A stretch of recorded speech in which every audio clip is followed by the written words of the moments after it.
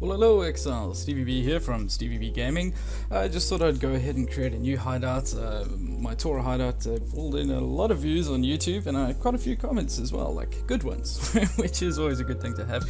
But there's only so many times that you can actually stare at the same waypoint setup that you have. I thought let's go for a rather large one, so I went for Haku. Obviously I wanted to change it quite a bit because, you know, hideouts always better when they look quite unique and original.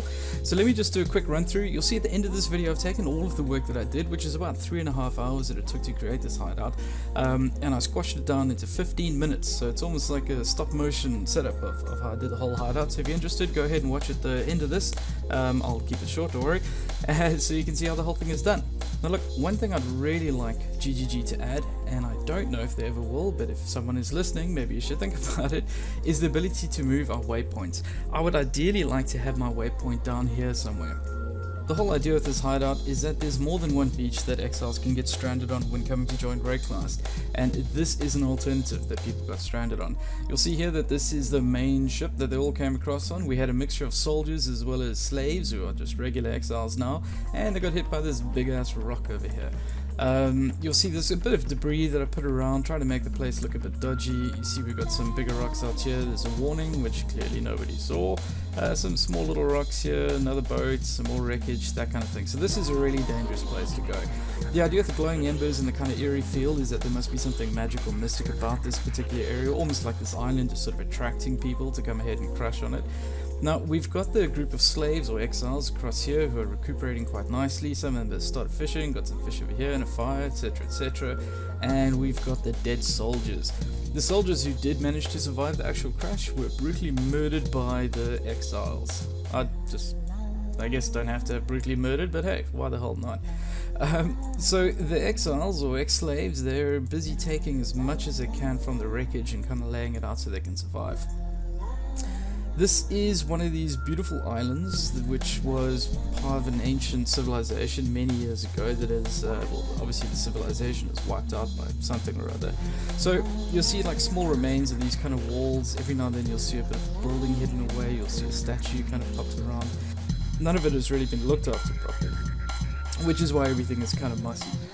And as we move up top here, we've got the masters who managed to survive. Now they were also on the ship heading to wherever the hell they were going, and obviously they're too strong for the slaves to kill, and they kind of want the slaves so they can use them to go fishing and running this little island and basically keeping them alive.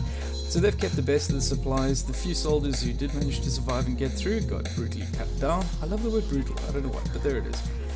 So here we've got 2 dead soldiers, and we've got Tora who's keeping company with some of these other slaves. We've got more fishing and more cooking and that kind of stuff.